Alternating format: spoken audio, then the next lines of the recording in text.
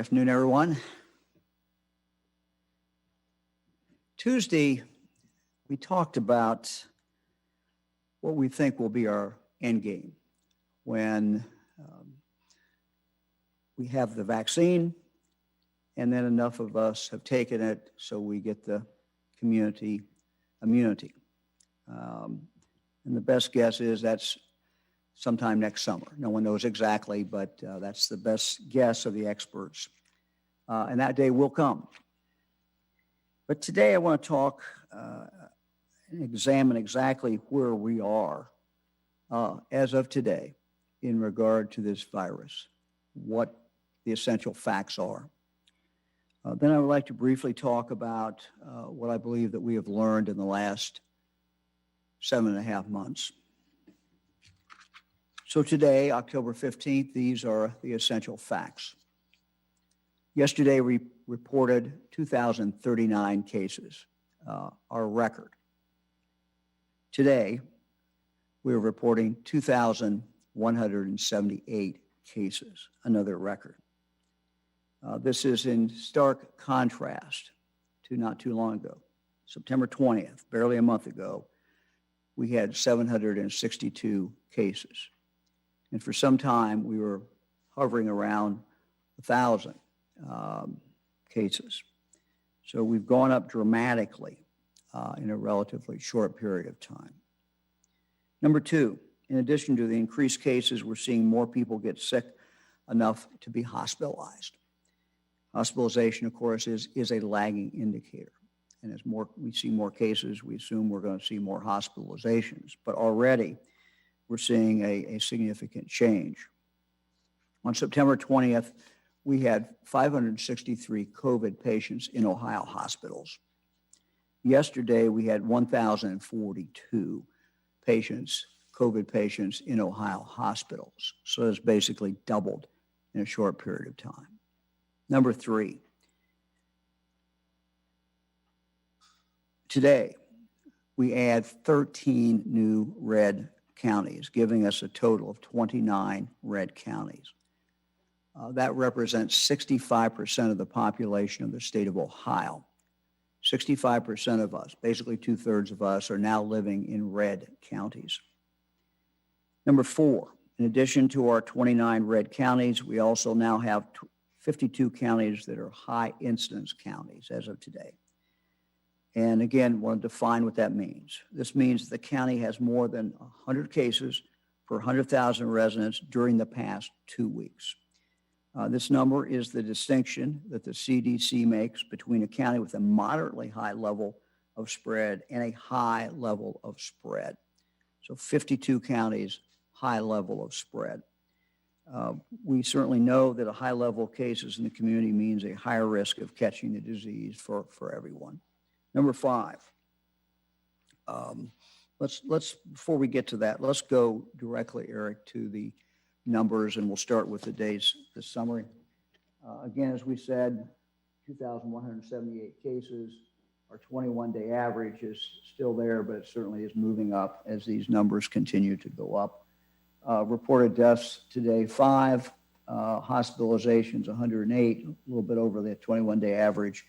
ICU admissions jumped rather dramatically with 43. Let's look at the next slide, Eric. This is our advisory last week. This is what the state looks like this week. Let's go to the next slide, Eric. So this is what we're looking at today. And again, the H simply means high incidence. So we're seeing a good part of the state in red. We're seeing very little of the state now. 7 counties that are in yellow. Let's take a look at the next slide here. And this is just putting the high incidence counties together with the red counties. Those are the ones that have color to them. And again, it shows that most of us, live in a high incident county or a red county. Let's take a look at the next one, Eric. This is shows the change. And we've taken each week going back to July 2nd and shown how many counties were in the yellow, what percentage were in the orange, what percentage in red. And so if you flip over to here, you see yellow is very, very small. We've got some of the orange, and then red is the biggest, pretty much that we have seen it. It was fairly high back on, looks like July 16th. It was fairly high there as well. Let's take a look at the next slide, Eric. This is all 88 counties ranked by the highest occurrence. Again, we're seeing a number of counties, well over half the counties that are high incidence. So if you you go down, the first 52 counties are above that 100 or above. And if you look down below that, you'll see, if you look at the next 10 counties, they're creeping up on those numbers too. Let's go to the next one, Eric. This is again from the top to the bottom. Not all 88 counties. We've got, I think, 20 counties here. And you can see these are all, at least 2, sometimes 3 times as much of the high incidence. I want to talk briefly about why the high incident number is important in conjunction with our public health alert system. The two figures, the alert system, the color code, the color maps, as well as the list of high incidence counties really work together. It's like looking at the weather report for the day. You can't make your decisions by looking at only the temperature or the chance of rain. Everything all kind of works together. When looking at the spread of COVID, one of the most important factors is how many cases there are in a population. And you'll look at that for the last 2 weeks. So it's not historical, not something happened three months ago. It's what's happened in the last 2 weeks. And so we can think of this like the temperature for the day. It's your most important number for knowing what you need to wear if you're going outside. So it tells you, how much spread you have in your county. Again, likening it to weather, the temperature tells you a lot about the weather in a day, but it doesn't tell you if it'll be windy, rainy, snowy, humid in the future. So we should think of the advisory system, that map system, as the rest of these factors all put together. And some of them, frankly, are early warning signs. The advisory system, your county's particular color, combines several other measures like the number of people going to their doctors for COVID or the number of patients in your hospitals with COVID. Cases per capita are incredibly important for understanding how much spread and potential spread there is in the community. And the advisory system is another layer of information. It's like looking at the temperature and then also getting an alert for strong winds in the area. But here's the difference. The difference is we can't generally change the weather. We can't change the weather, but we can change the outcome.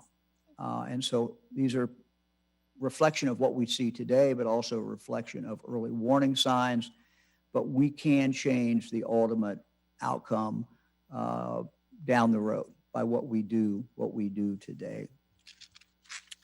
Let me also talk about a couple other numbers. Our positivity number today is 5.4, and our 7-day moving average is 4.2. During the third week in September, our positivity number was 2.7. This simply means that the percentage of our tests coming back positive has more than doubled. This is very important. As we see tests go up, we would expect to see some more cases. But what we really then have to look at is positivity. And what we should be seeing is a decrease in positivity as the testing goes dramatically up. Instead of that, we're seeing not a decrease in positivity, we're seeing a very, very significant increase. So in summary, at this point, we have 70 counties, 70 of our 80 counties that are either red or high incidence. That's 10 million Ohioans, or 85% of the population, live in an area with a high risk of community transmission. I want to review, because we've not done this for some time and because so many Ohioans are now living in a red county, I want to go through and look at the indicators. Indicator 1 is called new cases per capita. The indicator is flagged if there are greater than 50 cases per 100,000 residents over the last 2 weeks. This allows for counties with different population sizes to be appropriately compared. This is what we've been saying. It is our temperature and the weather report. It's very important, but it's not the whole picture. Indicator 2 is sustained increase in new cases. This is an indicator. This is an early warning sign. This is flagged if there is an increasing trend for at least 5 consecutive straight days in overall cases by onset date over the last 3 weeks. This reflects disease spread in the population. Indicator 3 is proportion of cases not in congregate setting. Again, what this is trying to simply determine is if more than half your cases are not in congregate setting, that tells us there is spread clearly out in the community. Indicator 4 is sustained increase in emergency department ED visits for COVID-like illness. This is flagged if there is an increasing trend of at least 5 consecutive days in either the number of visits to the emergency department with COVID-like illness or a diagnosis over the last, and this is all over the last 3 weeks. It provides information on the healthcare seeking behavior of the population and a sense of how concerned residents are about their current health status and the virus. Indicator 5, sustained increase in outpatient visits for COVID-like illness. This is flagged where there is an increasing trend of at least 5 consecutive days in the number of people going to a healthcare provider with COVID symptoms who then receive a COVID-confirmed diagnosis or a suspected diagnosis, and again over the last 3 weeks. So this indicator requires some kind of diagnosis from a doctor rather than just a patient reporting COVID-like symptoms. In addition to providing information on how concerned residents are about COVID, it also gives us an early indicator of healthcare use for COVID. Indicator 6 is sustained increase in new COVID hospital admissions. This is flagged when there is an increasing trend of at least 5 consecutive days in the number of new hospitalizations due to COVID, and this again is over the last 3 weeks. This informs us of the burden on the hospital system and disease severity, and is a sign that the storm clouds are gathering. In fact, that it's coming. We could be in for a very, very heavy storm. As you recall, this indicator has to do with because people end up many times in regional hospitals. That is indicated. Indicator 6, intensive care unit bed occupancy. It's flagged if both the percentage of the occupied ICU beds in each region goes above 80% for at least 3 days in the last week, and more than 20% of ICU beds are being used for COVID-19 positive patients for at least 3 days in the last week. There are 4 of these indicators that are typically present for our red counties so far. This is what our weather forecast looks like. 2 indicators are present in all of these 29 counties. Indicator 1, which is new cases per capita, and indicator 3, proportion of cases not in a congregate setting. Indicator 2, sustained increase in new cases, is flagged in 22 of our 29 counties. And indicator 5, sustained increase in outpatient visits, is present in 23 of the 29 counties.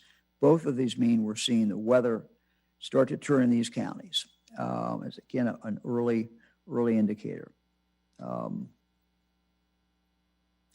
Indicator 4, sustained increase in emergency visits, is flagged by 10 red counties. And indicator 6, sustained increase in hospital admissions, is flagged by just 3 of the red counties. Again, unlike the weather, we have the ability to control this, but this is where we are today. We have, as I said, 13 new red counties today, new red counties. I want to talk a little bit about what we are seeing in the data and what we're hearing from the health commissioners in regard to those counties. Almost to a person, our local health department officials have told us this week that our schools are doing a very good job. But what they are seeing is spread, sometimes connected with the schools, in social gatherings, but not officially connected with the students. Could be social gatherings among students, among parents or others.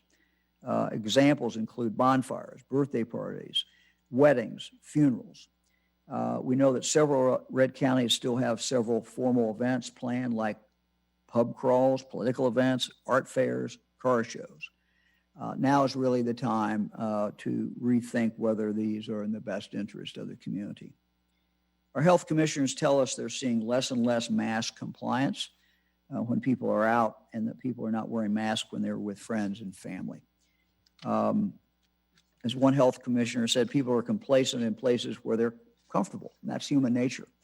And we've talked about this before, but what we're seeing many times is people who are with friends, with family, letting their guard down, not wearing a mask, not keeping the social distance. If you're in a red county, if you're in a county with high incidence, the virus is spreading throughout your county quickly, and everyone is at risk really of catching it. Let's look at some examples. In Cuyahoga County, they have seen a significant increase in daily outpatient visits. In just 10 days, outpatient visits, they were averaging 187 cases per day. Outpatient visits, now 445. So from 187 to 445 within a period of 10 days. Down in Lawrence County, a southern tip of Ohio, a high school was closed for 2 weeks after a non-school associated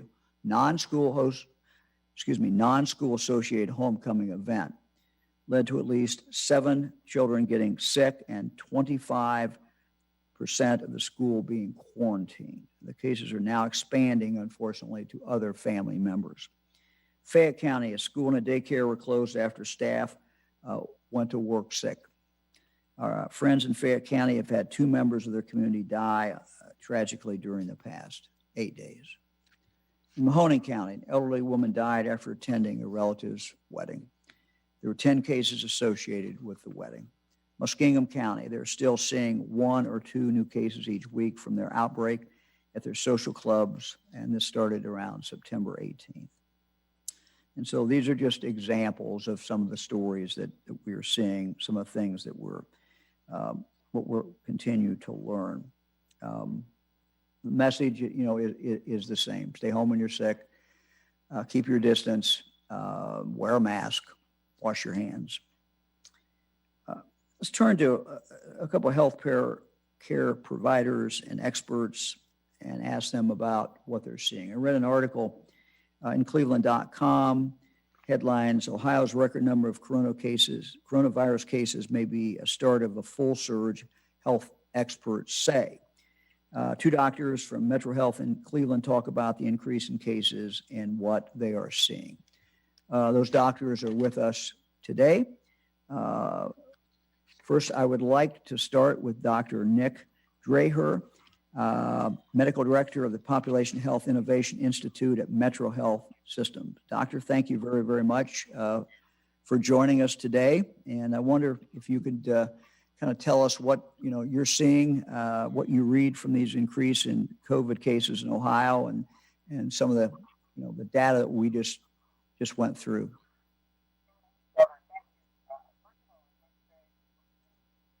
We're not getting the doctor, at least I'm not.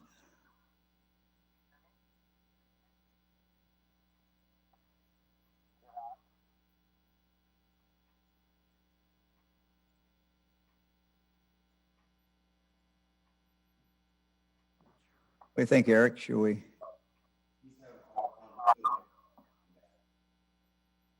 Okay. Let me, we'll hold up there.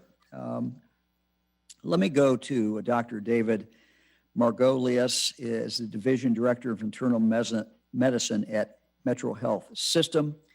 Doctor, I know you're seeing a lot of patients, and maybe you could tell us a little bit about what you're seeing as far as your patients and maybe what they have kind of collectively told you and what you've discerned, obviously not telling us what any one patient told you, but what have you kind of learned in your job in dealing with COVID patients? Sure. Well, thanks, Governor DeWine. I really getting your message this morning meant a lot to all of us at Metro Health who have been caring for people with COVID and people who are worried about getting COVID for the last 6 months. So I really appreciate that.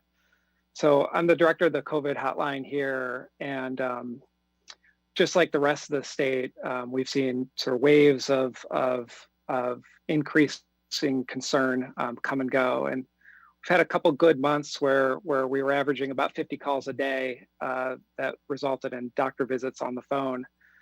But for the last couple of weeks, those calls have doubled, and the folks that I speak to who test positive, it's a pretty similar theme. It's they've spent time with friends, family, indoors without masks.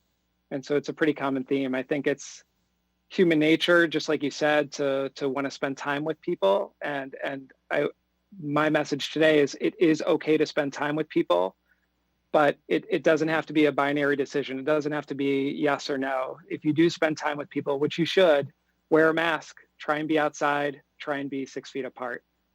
And if you do those things, chances are that it would be really, really unlikely to get COVID-19 if you're wearing a mask, you're keeping your distance, and you spend as much time as possible with others outside. Doctor, how many, first of all, thank you for what you do. Thank, everyone, Metro, who's dealing with COVID patients, and this has been a long 7.5 months, I know. So we're very, very grateful for what you all do. How many patients do you think you may have talked to during this epidemic, as far as people who had COVID? Roughly.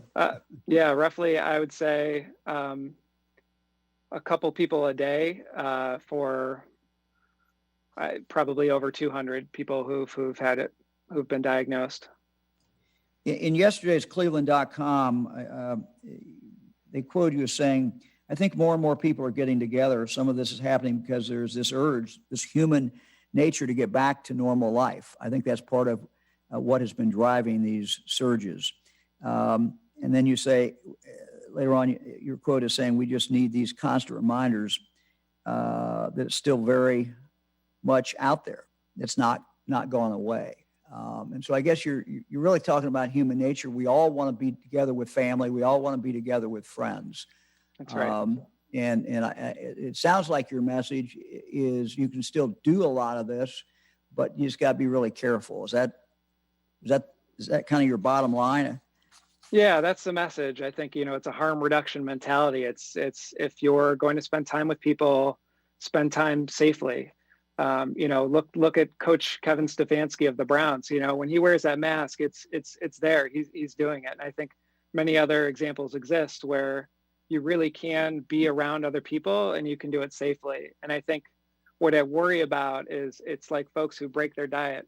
If you break your diet and have one cheeseburger or one candy bar, it's probably going to be okay. But if you break your diet and it's like, cheeseburger every day, that's really going to hurt you. And so it's the same thing with COVID-19. I mean, you can really be around other people, but do it safely. So avoid big crowds. If you do spend time inside with others, just everybody should wear a mask, and hopefully we'll become more and more comfortable with reminding each other of that. I think at the beginning it was a uncomfortable conversation to say to someone, hey, your mask is, not quite covering your nose, get that up. But I think if we really share this mentality that we're all in this together, we're doing this for our kids so our kids can be in school. And our grandparents can stay safe, and our relatives can stay safe. And so we're all in this together. The masks have gotten a lot more comfortable over the last 7 months. There are a lot more colors and such to choose from. And I really think we can do this. But what we've seen is this roller coaster of, all right, haven't, heard anyone in a while, anyone I know getting COVID-19. So maybe it's kind of gone. Maybe I can go back to doing what I was doing before, or doing the things that I did last year at this time. But it's still here. We're not an island like New Zealand where we can stop new cases from coming in. And so we do have to adjust to this new normal, and that means spending time with each other safely. That's great. I read an article last night And I want to read you a quote because I thought this summarized it, at least from what I've been able to learn fairly well, kind of what we have learned over the last 7.5 months. And here's the quote: "COVID-19 is airborne, over-dispersed, and often asymptomatic. That means it spreads mostly through tiny spray droplets commonly produced by people talking loudly in crowded, unventilated spaces over long periods, leading to super spreading clusters where one sick person infects many healthy people that account for a large share of total infections. Infected people without symptoms might also be super spreaders." I don't know if is that a fair summary, do you think, or you want to add anything to that? Yeah, no, I think that covers it. I mean, I on behalf of the medical community, I'm sorry that we didn't know more about universal masking in March. We didn't know. It's not something that we learned in our training. It's not. I wish we had remembered more from the 1918 influenza pandemic, but it wasn't something we learned about. And we know so much more now. In October, we know about masks working. It doesn't mean that everybody has to wear an N95 mask. I mean, all it takes is this cloth mask to prevent that type of spread that you're describing. Well, Doctor, again, thanks to you and everybody at Metro for all you do, and thanks for being at our press conference today. I appreciate it very much. Thank you. My pleasure. We'll go back now. Let me go to Dr. Dreher, again, Medical Director of Population Health Innovation Institute at Metro Health System. Doctor, we hope we can hear you now. Can you hear me now? We can hear you now. Yes, we can indeed. We're seeing this increase in COVID cases in Ohio. I don't know whether I went through the data. You're very familiar with the data. What's your take on this? And from kind of the big picture, what should Ohioans take away from this data? I think they should. By the way, we watch it all the time in a different view of the elephant than your team watches it, Governor. But same messaging. And first message is, Ohio knows how to do this. It's been amazing when we have watched this since March and been scared since March and saw it. But I mean, there was times that other states similar to us were 10 times the infection rates than we were. We know how to do this, and it's the basic stuff. It's staying masked, it's staying social distance, it's washing your hands, it's disinfecting everything. That hasn't changed. I mean, like David said, we kind of had a little misunderstanding in March, and then the mask thing got clear, and now that's clearly a big deal. We actually look at the data a little different than you, because the strength point to us is the hospitalization rate. Yes, the case rate is kind of a lead indicator, but the true rate is hospitalizations, because we admit people the same way in April as we do now. So it's a pretty consistent number. If the hospitalization rate is going up, the disease burden from COVID in Ohio is going up. So in very short order, Ohioans know how to do this. They can do it again. We want to encourage you to do it again. All of us do it again. We are all in this together. But the other thing the message is, when the beds start disappearing from COVID, they disappear for every disease, and it makes everybody unsafe. Even if you happen to have COVID, and even if you had immunity, if all this happens, you don't have a bed for your heart attack, for your stroke, for your pneumonia. So it is a universal thing. So I just want to emphasize that. And Ohio has done it. We know how to do it. We need to do it again. Well, thank you very much for the message. And Doctor, again, thank you for all that you have been doing, everybody at Metro. I want to be clear, because we're going to get some questions in a minute. We're not saying that hospitals are overflowing at this point. No, we are. Right? We're absolutely not. No, we are all in good shape, and we have plan A, B, and C. From the leadership of the government, from the leadership of other healthcare institutions, and we are all working together. We're fine this moment, but we are paid to be paranoid as doctors.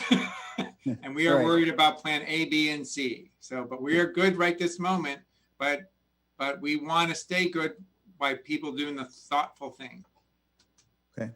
Very, very good. Well, anything else you'd like to share with us? We just appreciate your time very, very much, and appreciate what. Yeah, the what one all of last you- thing that we want to say though is, herd immunity is sort of a good thing, but herd immunity really is more defined by, in our standards, is mostly from vaccines. In other words, when there's a herd immunity, part of it is from people getting a disease and then they're immune, but the bigger part of it is the vaccine. You don't want to do herd immunity by exposing people to the disease alone. That just increases the number of deaths. So we are strongly supportive of vaccine-driven herd immunity, and that we don't have that yet.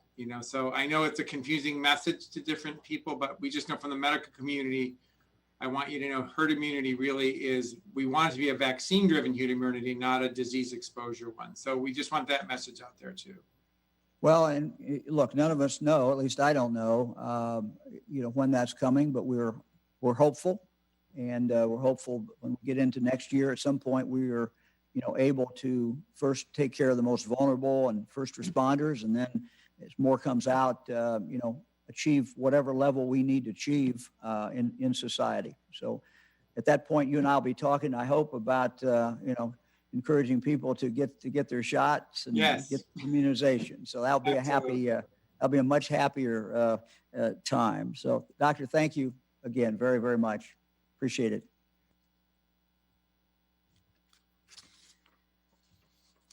Let me just, let me at this point, let me go to Lieutenant Governor. I know John has some things. John? Hi, Governor.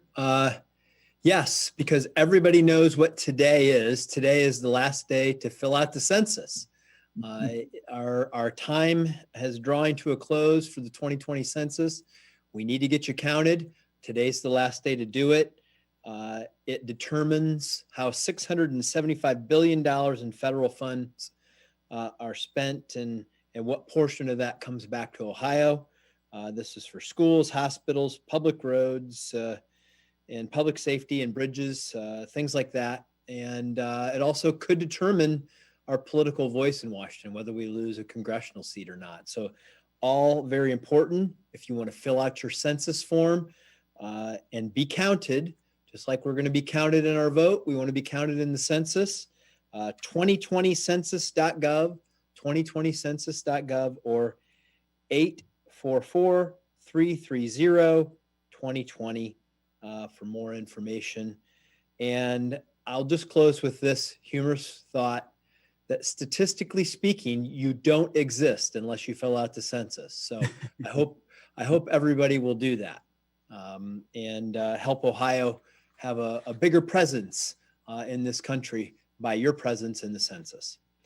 And then I know that COVID sometimes makes us feel like there are all kinds of problems out there, and I know it can wear on us.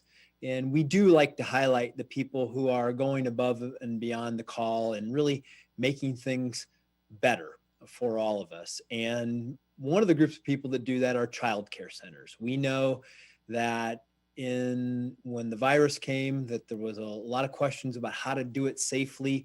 Many child care centers stepped up and did a wonderful job to help moms and dads go back to work, especially those essential workers, and to give them the peace of mind that not only were their children going to be safe, but they were actually going to learn and grow and develop in that setting. And we want to highlight one particular child care center, the Children's Discovery Center in Lucas County, who really stepped up during this time frame to keep their class sizes low by hiring new people and putting every single protocol in place that others learned from to keep the environment there safe. When many schools were closing and going to remote learning, the Children's Discovery set up a virtual learning space for kids to come while their parents worked. And they also assigned teachers to help students with their schoolwork. Again, one example of many who went above and beyond to make sure that childcare worked, that children were being served, that moms and dads could go to work. And just this is a little part of how we all chip in, do a little bit extra to help us all get through this. And we thank Children's Discovery Center and all those child care centers out there who are doing that. And then I'll close with this thought. We talked about mom and dad going back to work. We know that there's still a high unemployment rate in Ohio, but I want to reassure folks there are opportunities out there. On Ohio Means Jobs alone, there are 158,316 jobs available. 78,100 of them pay $50,000 a year or more. There are also, I know that a lot of students may be having their college careers disruptive. Well, there's still a lot of internships out there, 2,800 internships that are available right there on Ohio Means Jobs. Now, you may say, hey, I know that, but I worked in the hospitality industry. There aren't any jobs in the hospitality industry, or at least not as many as there used to be for me. Well, we have solutions to help retrain you for other opportunities. If you go to our individual micro-credential training program, IMAP, the IMAP website, you can find training opportunities that courtesy of the taxpayers of Ohio, we can help pay for your retraining. And you go to imap.development.ohio.gov and look through all of the retraining opportunities that are out there. We can do them in a short period of time, do them before your unemployment runs out, get you retrained for one of these jobs that pay at least $50,000 a year or more. We're all in this together, and these are just some examples of how we can do that and how we can move forward. Back to you, Governor. Thank you very much. We'll go to questions. Governor, first question today is from Spencer Hickey at Hannah News Service. Thank you. Governor, on last Thursday, you announced a new order on nursing home indoor visitation, and I was just wondering if you could go over the details of that, given that it was kind of mentioned towards the end and don't think it had been discussed too much. I know some facilities have opted not to open for indoor visits yet. Yeah, I will do the best I can, but for a more accurate rendition, people should look at our webpage where we specifically outline it. The goal has been to try to safely have people in nursing homes have visitors, and it's been one of the most heartbreaking things, frankly, that's occurred. We closed the nursing homes to visitors early on when the virus was coming in. We did that to save lives, but we also know there's been a lot of agony because of that when people can't see their family.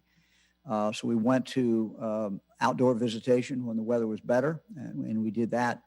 We're moving from there now to indoor visitation, and a lot of it is within the discretion of the nursing home. They have to be able to have the people that are necessary to do this. But we encourage all the nursing homes to, make a provision for this to be done so that people can visit their family members. It's very, very, very important. And I'll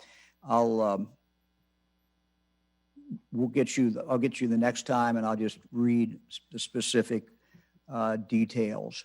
But it was worked out along with the nursing homes, and the whole idea is to open it up, but do it in a safe way, and that's our constant challenge as we do these things. Next question is from Andy Chow at Ohio Public Radio and Television. Andy. Hi, Governor. I'm wondering if you could talk a little bit more about testing. It seemed like last week the state was averaging about 40,000 tests a day, but it seems to have dropped off in numbers as far as we can tell from the dashboard. Is there an effort by the state to try to ramp up testing again, to encourage people to get testing as a more of a preventive measure? Yeah, we now are in the process of dispersing 228,000, I think was the figure of the new test from the White House. These are the strip tests. And we've kind of outlined how those are going to be utilized. They're going to be used to some extent in our nursing homes. We're going to try to, we're going to use them. Some of our colleges are going to use them as well to ramp up their testing capacity. We're also going to use those tests In other areas where if we see a surge, we see a problem develop, we'll be able to move in with those tests. So you're going to see these numbers go up just because of those alone. We've also got other things that are going on where we're going to continue to see the testing go up. So I think, I don't know the exact average, Andy, for the last 7 days, but or last 10 days, but we're significantly higher than we were. We've sort of hit a plateau. Now we got to kick this thing up again and continue the testing. So we are focused on more and more and more testing. Faster we can get it out, and we can get it out in the correct way, we're going to use that. I mean, it's going to, for example, in the nursing homes, it's going to significantly increase how often, for example, we are testing employees. It's going to increase and allow Ohio to comply with what the guidelines are from the federal government is if you get a case, what you have to do. And the federal government provides for very intensive testing after that until you clear out and there's no cases left. And we're fine with that. We're going to deploy a lot of these tests to do that. So you're going to see the numbers go up. Next question is from Jeff Reddick at WSYX in Columbus. Good afternoon, Governor. Preface this by acknowledging what you had said last week, that the future of the state's economy will depend on people's confidence to go out or not. But on last Thursday, you had said, we're not going to shut down this economy again. We're not. Then on Tuesday, you were asked about, could there be any more lockdown measures this winter? And you said, yeah, there could be. Will you commit to not authoring any other state-ordered shutdowns or lockdown measures, or are you not making that commitment? No, thanks for the question. I'll try to clarify it. We don't have any plans to do shutdowns, but no governor can stand up here during a pandemic and say, under no circumstances will we shut something down. And that would be irresponsible. We have no plans to shut anything down. We believe, as you heard from the doctors, that there is a safe way to do most of the things that we as Ohioans want to do. And we just ask people to do those. Look, what you're seeing in today's numbers should get our attention. There's a red tide flowing all over the state of Ohio. And virtually everybody in Ohio is now living in a high incident, high rate of spread area. And that's something that we can do something about, though. It is not inevitable. This spread of the virus in Ohio can be slowed down. It can be reversed. It's totally within our hands to do it. We have the ability to do it. Distancing, wearing a mask. When you're inside, make sure that you're getting some air from the outside in. And these are, wash your hands. And these are basic things. As the doctor said a moment ago from Metro, most things we can do. I mean, people are talking about Thanksgiving. If you're going to do it safely, you're probably not going to do it exactly like you've done it before, but you can still do something. You can still, have friends, but you're going to have to do it differently if we're going to be safe. And that's, when we look at these numbers, this is the worst situation Ohio has been in. And more Ohioans are vulnerable today than ever before because of how far the spread has gone. And there are very few Ohioans who can say, wow, I live somewhere where there's no COVID and there's no spread. And as was indicated, doctor indicated, we've learned a lot. We've learned a lot. The medical community has learned a lot in the last 7.5 months. We have always tried to tell people what we knew, what doctors were telling us, medical experts were telling us, but they have learned. And as they have learned, we have tried to continue to, keep people informed. So we can live our lives safely. Schools can stay open, but it's pretty hard to keep schools open when you had massive spread of the COVID in your community. No matter how good those schools are, those teachers are, superintendent, principal, no matter how hard they're working to keep their kids safe, if it's out in the community, it's going to get in the school. Same way with nursing homes. You know, it comes from the community. And if we can lower that rate in the community, we lessen the chance that it gets into our nursing homes. So these are things that we can do. These are things that we can do. We got to be careful, but we can do them. Next question is from Ben Schwartz at WCPO in Cincinnati. Hi, Governor.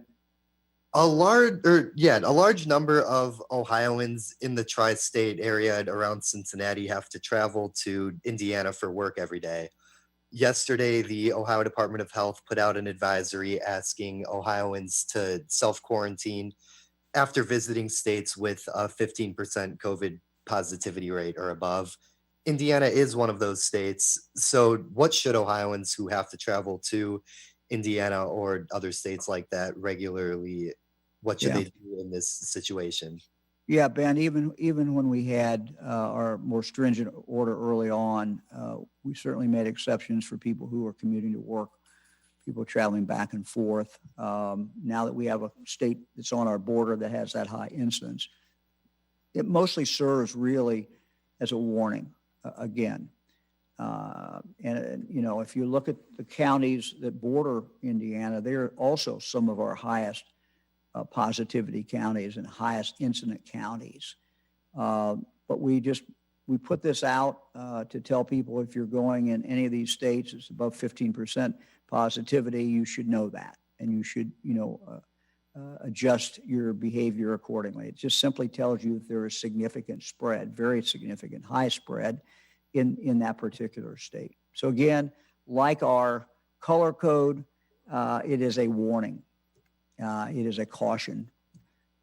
That's really what it's for. Next question is from Jim Province at the Toledo Blade. Thanks again, Governor. Appreciate this. It's been 3 months to the day since you held your special televised address to Ohioans to urge them to wear masks and to practice social distancing. And that was after Ohio hit another infection record. And it also came before you issued a statewide mask order. What does it say about our progress that we're back in this position again in October? Well, it means people are tired. They're sick of the virus, and they want to get on with their lives, and I get it. But I think, you know, that the history that you just described is very instructive because 3 months ago, I gave the speech, and then after that, we started putting orders on in regard to mask wearing. And very controversial. A lot of people still upset about it. I understand that. But here's what we found. We found what we thought we would find. And that is when those orders went on, people started wearing their masks more. And initially, Jim, when those were put on, those were mostly urban counties that were red. And those urban counties very quickly went from a compliance, maybe an average of 50, 55% to maybe 85%. When that compliance rate went up, we started seeing cases then after that start to go back down. And so Ohioans have done this before. We have been here before. We know what works. Wearing a mask works, keeping a distance, keeping some discipline, washing your hands. All of these things work. And if we can do these again at a high level, we'll knock this virus right back. But this virus is coming on really strong now. And it's coming on strong all throughout the state of Ohio. And so what we did before, we can do again. This is really the third big challenge. Our first challenge was, you know, Ohioans basically stay home, get control of this thing. We did that. Ohioans did that and did it phenomenally well. The second one was, as you said, 3 months ago. And I gave the speech. Then we started putting mask orders on, and Ohioans rose to the challenge again and started wearing the mask at a much higher compliance. And because of that, we knocked it down again. Now we've got a really high rate and it's moving fast, and we can do it again. We've been through this. And one of the reasons I like the ad that our two coaches did, Urban Meyer, Jim Tressel, because that's the emphasis of, hey, we're tough. We're Ohioans. We can do this. We got to hang in there. And that's really where this game is. We can see the end. And we don't know exactly when it's going to be, but we certainly think it's going to be next year. And we certainly think we're going to have the vaccine. We're going to be able to get the vaccine out to enough people so at some point, then the world gets back to where we want it to be. But our goal should be to have all of us who are alive right now make it and be there at the end. And we can do that. And we can do it without destroying what we love.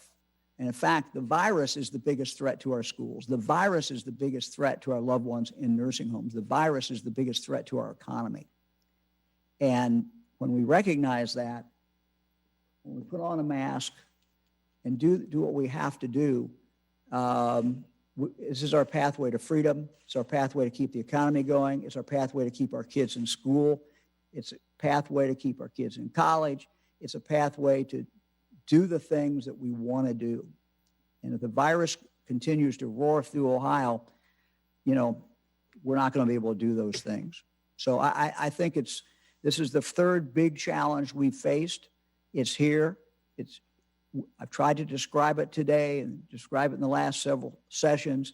The data clearly shows it, but we can overcome it. We can clearly overcome it because we've overcome it before. Next question is from Jesse Balmert at the Cincinnati Enquirer. Hello, Governor. My question is, there's a group of lawmakers in the Senate introducing legislation to lift that 10 p.m. last call or early bar closures. Could you maybe respond to that and give an update on your review of that issue? Yeah. Look, we'll talk about that next week. I fully understand. No one fully understands unless they're in the business. But I've talked to enough bar owners, people who own restaurants, to understand that this has had an adverse impact on them. And we're looking for ways, frankly, to help them financially. And we hope to be able to talk about something next week. Now, we're never going to be able to make them whole. We're never going to be able to make up that money. But we need to help them. And I intend to help them. And I want to talk with the legislature about the best way to help them because they are in a unique position. We've had a lot of small businesses that have been hurt, but they've been hurt very specifically because of our need for the public good to close the bars at 10 o'clock. I've spent the last several days talking to a lot of people who would be directly impacted by that. And this is going to be something that, I just don't think that we're going to be able to do at this point. We get this virus down, we certainly will be able to do that. But we got to get it down and we got to get control of it. But we're working, I've been working with the Lieutenant Governor and I, and we want to take something to the legislature in the next several days and work with them to come up with some financial help for those bars and those restaurants. So, these numbers, candidly, I thought we would be able to lift this. But when you look at these numbers are just horrible. And they're going the wrong way. And we can't do it at this point. Next question is from Max Philby at the Columbus Dispatch. Hey, Governor. Max. The state of Ohio doesn't require healthcare providers to report specific vaccinations to the state. And I'm wondering if you think that's something the legislature should consider changing in preparation for a COVID vaccine and why or why not? I've not really looked at that and I'll get back to you on that. But I one of the things that, we want to be able to know is all kinds of data like that. And so you got to protect people's privacy, but knowing numbers, what percentage of people that have received a vaccination is certainly very important. It's a question that I know I ask our team in regard to flu, well baby shots. These are all things that the legislature needs to know, and the governor needs to know, and the people of Ohio need to know, because they affect the health of all of us. So I'll get back to you on that, but certainly more information is better. Next question is from John London at WLWT in Cincinnati. Hey, John. Governor, hi, Governor. I've tried to listen to you really carefully here today. I've heard you say this is the worst situation Ohio's been in. You said red tide flowing across the state. No county's gone purple, Governor, and despite the dramatic higher numbers and the positivity, no changes have been made in the rules or the guidelines. And I'm wondering what you're prepared to do if the numbers keep going up. What would be at risk, and what's your trigger point? Are we close to that now? John, there's a limit to what a governor could do or should do. And we're at the point where we have to live with this virus. The consequences of going in and shutting things down again would be devastating, not just financially, but devastating to people in their individual lives. So we do not want to be in a position to do that. But let me make it really clear. This is not a situation where we don't know what to do. This is not a situation where we don't know what works. Thank heavens we know what works. And we've learned it the hard way. We've learned it in agonizing 7.5 months. But there is now a real consensus among health experts, the medical community, the world over, about the things that we can do that can keep this virus down. And they lie within each and every one of Ohio's citizens. Each and every one of us has the power to change the future. When you look at the data today, the future that paints is ugly. It is not good. It will be a tough, very tough November, December, January, maybe February, who knows how long. We can avoid most of this pain. We can avoid losing a lot more people than we should be losing. But we've got to do the basic things. We've got to wear a mask in public. We've got to keep a distance. We've got to not go to events that look like fun, but where you're going to have family or friends there, at least that are big gatherings. And if you can keep gatherings outside, I know it's getting colder, but if you can keep some things outside, but at the very, wear a mask. This mask, if both people are wearing masks, the more data I see, the better this looks. And so we all have within ourselves the power to live with this, which is really what we have to do. So I hope that the data we showed today will kind of be a wake-up call to every Ohioan that this is real. It's real in your county, but we have it within our capacity to change the outcome. We can change the future. Unlike the weather, we can't change the weather. We can sure change. We get a forecast. We've got a bad forecast today, but we can change the outcome. We just got to do it. Next question is from Amanda Allen at WEWS in Cleveland. Hey, Governor. So you keep talking about spread coming from weddings and funerals. And I know just a couple of questions ago, and the question you just answered from John, you talked about not shutting anything else down. But can we expect some sort of order banning gatherings soon? Well, we already got an order on. There's a 10-person limit.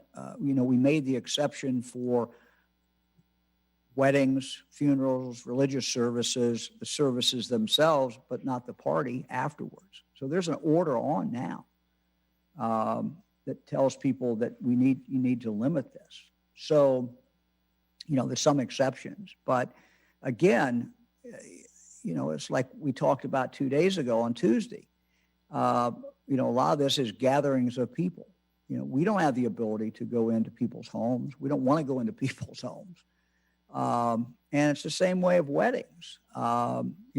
These are, what we hope is that people look at this and say, look, and make personal decisions and accommodate everyone's health. Is it worth it to have a large wedding where there's no social distancing? Can't you have a wedding where people have masks on? Keep some distance. Still have the wedding, still have the same people there. I mean, there's ways of doing all of these things. I'm not out here telling people to change what they do other than figuring out how to do it safer. And Ohioans have great ingenuity. They can figure out how to do about anything. And we know, if we keep in mind the 4 or 5 basic principles of how we slow this spread down, we can do about anything that we want to do, as long as we do it carefully and within the confines of what good public health is. Next question is from James Pilcher at WKRC in Cincinnati. Good afternoon, Governor. This fall, when you opened up sports, you said everybody needs to be held accountable. But we've learned that almost half the schools observed by OHSAA are not following your mandates. Yet there's been no consequences for that non-compliance. So who holds these schools accountable? Is it your office? Is it OHSAA? And how do they do it? And as a follow-up on the nursing home question that was asked earlier, how do you feel like the new center program where each county has a center for COVID patients is working? And do you feel like families are being notified well enough that COVID patients are coming into those centers? Thank you. Yeah. Are you hearing that they're not being notified? We've heard from a few that they're not, but then I talked to a couple of administrators who said they are putting out one call. So there is some complaining about it, but I'm trying to nail down. Okay. Go ahead. Let me give you a rain check on that until Tuesday, and I'll have an opportunity to reach out and find out what our team knows about that. I'll find out what Director McElroy and others know about that.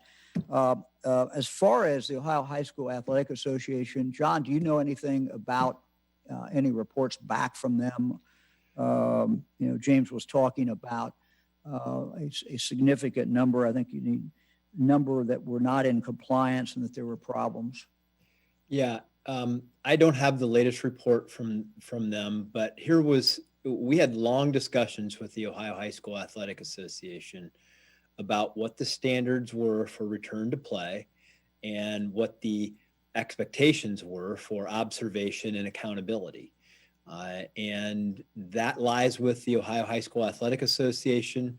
The tools that they promised they would use were things like disqualifications, forfeitures, suspension of seasons. And particularly now that many of these events are into playoff season, I would hope, and look, we want them to have fun. We want them to have the games, but we have to make sure that the rules are being followed. And look, it's in the best interest of the schools that these rules are being followed, because if you don't follow them, you're going to have a spread. You're going to end up with coaches or players who are going to get the virus. You're going to end up with other people around them who will end up quarantined, and you'll cost yourself your own season. So I will, in response to the question, do a follow-up with the Ohio High School Athletic Association, get the latest report, and come back with what we learned from those conversations. Next question is from Laura Bischoff at the Dayton Daily News. Hi, Laura. Hey, Governor. So most of my questions were asked by my colleagues, so I'll go with this one. You talk about Thanksgiving can be done, but done differently. What do you think your Thanksgiving is going to look like this year? It's going to be Fran pie and a giant DeWine Zoom meeting, or rapid tests for everybody who attends, or maybe like a DeWine family bubble like the NBA? What's the plan? Yeah, we're not really sure. Fran, you want to answer that? No, Fran's not ready to answer that yet. Look, I'll tell you, we did, our daughters did something for we have three daughters, and two of them put on a shower for another daughter. And, they did it outside. It was kind of a drive-through. Everybody seemed to have fun, but people would drive through, and that nobody ever got too close to each other, and we were outside, and we had everybody had masks on. So some people said they preferred that type of shower in the future. So I don't know whether that will catch on or not, but it seemed to work very well. But I suspect and I hope Fran will be cooking, and all the family members are good cooks, and we got a lot of good cooks in the family. But it's going to be different. I mean, we can't. We probably will have some who live a distance away, may not come, and we'll see. But we're going to have it. It's going to have to be spread out, and we're going to have to be very concerned about families intermixing. So we'll let you know when we get the plan. Next question is from Josh Rultenberg at Spectrum News. Hi, Governor. This question is actually for the Lieutenant Governor, John Husted. Lieutenant Governor, you've been at two political events now within the last month, the one in Cleveland with the debate, and then the Pence event on Monday. In both circumstances, there was inconsistencies in the people that were social distancing and also wearing masks. I'm just curious, because we've talked about accountability here. How can you stress accountability for Ohioans in everyday life, but not to the Trump campaign at different events? Well, I can reassure you that I've done my level best to practice what we preach. I've worn masks, tried to keep my distance from folks. I know it's a complicated matter right now with political campaigns going on, but I can't, look, the political events are allowed to occur under the order. We have tried to set a good example. I stood up in front of a hostile crowd and asked them to wear masks, much to my own peril, as they didn't think much of my suggestion. But that's the best thing that we can do is to try to act as good examples. I've tried to do that and believe that is consistent with what we've been saying. Next question is from Jake Zuckerman at the Ohio Capitol Journal. Hi, Governor. Caseloads, hospital rolls, death counts, positivity, I mean, all the indicators are moving in the wrong direction. Is there any kind of policy or strategic change underway, or are we just kind of betting it all that people change their habits this late in the game? Well, Dolly is commenting on what I'm doing, I guess. Anyway, hello, Dolly. There's three things really going on, I think. One is certainly beyond our control, and that is what the companies are doing in regard to coming up with the vaccine. That's coming. Two is what people do. It's the most important thing, because the most, barring having the medical solution, the shot, it comes back to what we all do. We know what works. We know masks work. And literally, if 80% of the people of this state would wear masks and be careful, we'd knock these numbers down dramatically.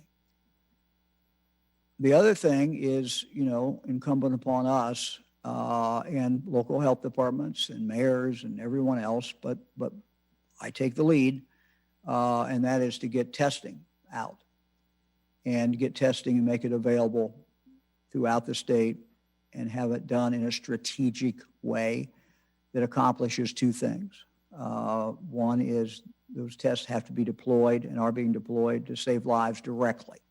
So the most vulnerable population are nursing homes, for example.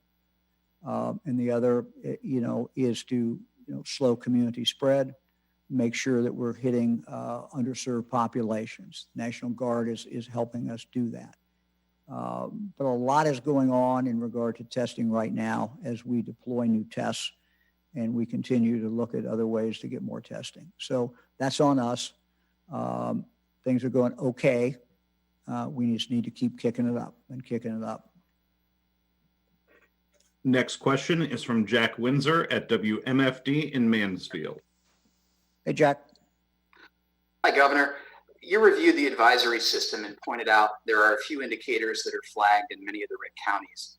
Of those, 2 can be triggered by non-COVID illnesses, outpatient visits, and emergency department visits. And 3 of them are tied to tests. Now, those new tests you mentioned we're getting and using, the FDA guidance says they pick up bacterial infection, viral fragments that are old and not contagious, and even non-COVID viruses. And the FDA warns that a positive test needs to be considered other factors. 5 of the 7 indicators, Governor, on the system are wobbly. So how do we know we're not getting red indicators and high incidence warnings based on non-COVID illnesses and positive tests that are either false or lack additional consideration? Jack, no system is perfect, and this is not perfect, but this was put together with advice from national experts, from people in the Trump administration, to come up with a way to measure using a number of different indicators, so you weren't just relying on one, to tell the people in the community exactly where they are. We think this system works very well. We also tell people to look at the number of cases in that community. That's very, very important. As you heard one of the doctors talk about from their perspective, very understandably, it's the number of people going into the hospital. And so, by all indications, we're headed the wrong direction.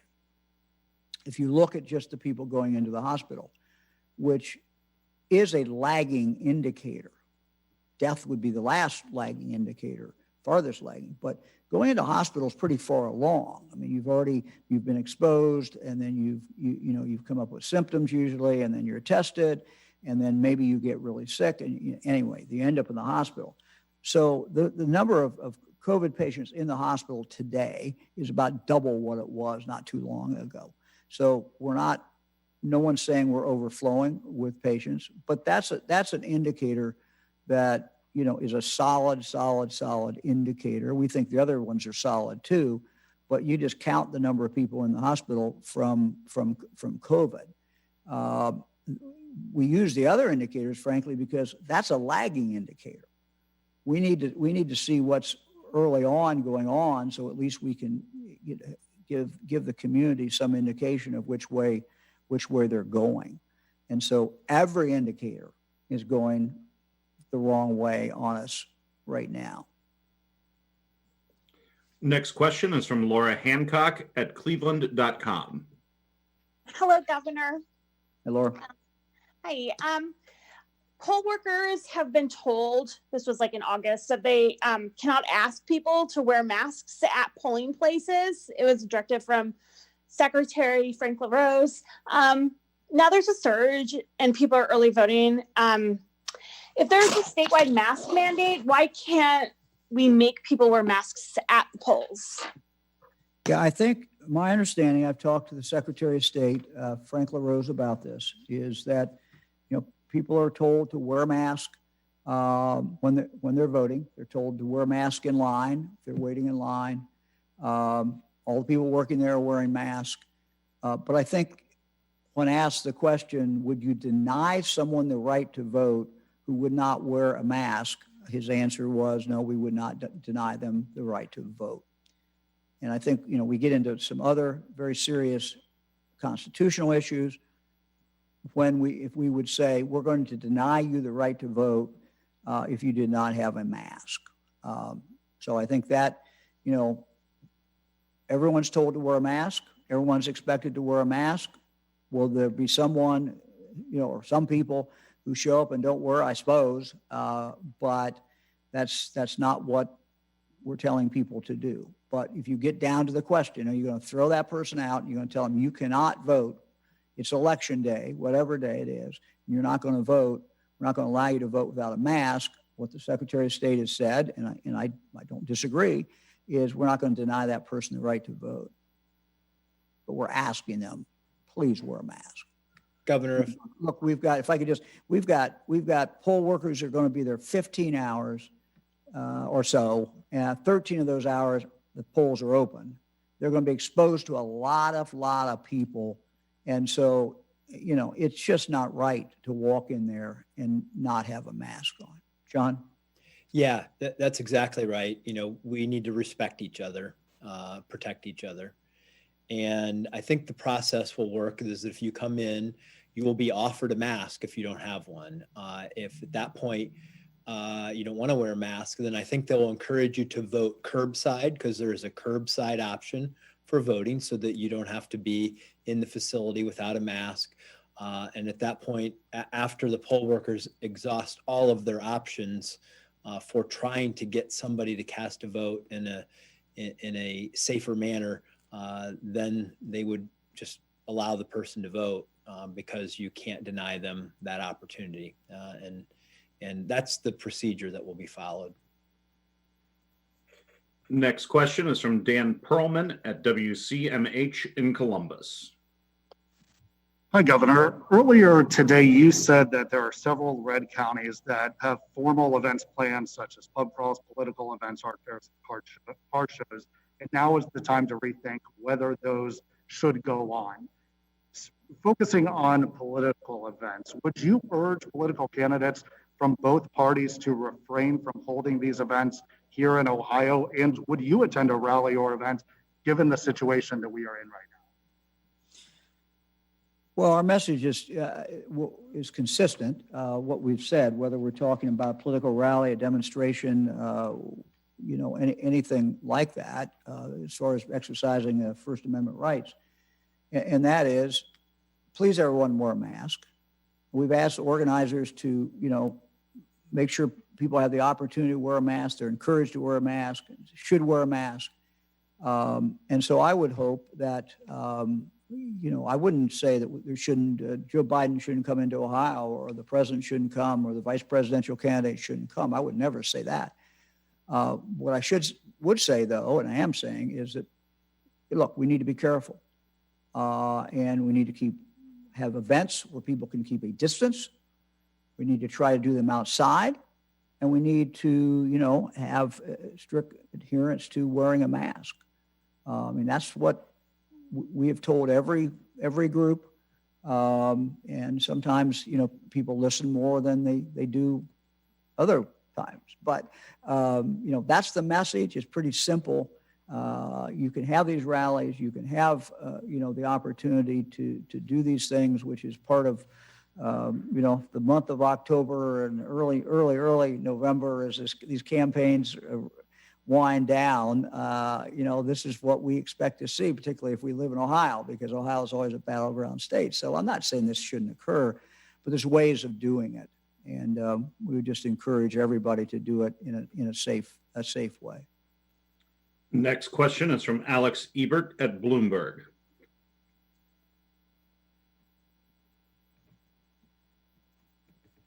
Hey, Governor. Sorry for the delay there. We've heard some trepidation, it seems, between the medical experts that we've had on today and yourself, saying that we're not at the point where we should be concerned about hospitals being overflowing, but it also seems like we're not ruling that out in the future.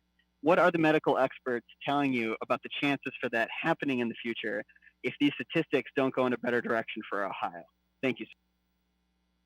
Well, I don't know that I've asked that specific question, but there's grave concern with these numbers. Several of the doctors were quoted in the paper, and you can see by the quotes that they have very significant concerns. We prepared well in the spring for a surge that, because of what Ohioans did, we didn't get, thank heavens, unlike other states. But these numbers are terrible. I mean, this is alarming. And they've come up very quickly, very quickly. And it's not just one alarm going off. This is every alarm going off right now. So we have the ability to turn this thing around. And it's pretty simple what we need to do. We need to wear masks. We need to be careful. We need to protect each other. And we can do that. You know, we had a build out of hospitals that we didn't need. Everybody's still got their plan. Everybody's still ready to go if they have to go. But you know, we certainly hope we don't need that. But I know there's grave concern with doctors. There's a very serious concern with people in the medical community I have talked about. And look, there's a lot of ways of measuring this. You know, the worst case scenario is that we overflow our hospitals and people can't get other care. Somebody has a heart attack, they can't find a bed for them. And that we're making tough decisions about who gets, you know, how we're treating people. So we're not treating them as well as we might be able to. But there's other scenarios too that are less dire, that are still bad. And that is, you know, we get a lot more people who die. I mean, my goal, and I think it should be the goal of every Ohioan, man, let's get through this. Let's get through it. Let's see the sunshine. Let's see other opening day baseball games, and let's have the opportunity to go to weddings and baptisms and enjoy our family. I mean, you know, if we're not here, we can't enjoy that. And so we got a lot of lives at stake. You know, it's not just whether or not the hospitals are overflowing or not. That's important, but there's other things to worry about as well. So let me go to our close. As we close today, I want to share a picture that we received from a 9-year-old girl named Claire, who is from Gahanna. And let me just read it. Wear a mask. Stay 6 feet apart. Stay healthy, Ohio. We can beat this, Ohio. I love it. Claire's done a great job of capturing what we need to do. We can, in fact, beat this, Ohio. We know what to do. We have done it before. We can do it again. One phrase that Dr. Acton used that became popular is, not all heroes wear capes. Not all heroes wear capes. That is true. Everybody in Ohio can be a hero to protect each other if we wear a mask, distance, frequent hand washing, and be careful. To end today, we have the University of Cincinnati Marching Band playing a piece called Summon the Heroes by American composer John Williams, who wrote it for the 1996 Olympic Games. With or without a cape, you can be a hero.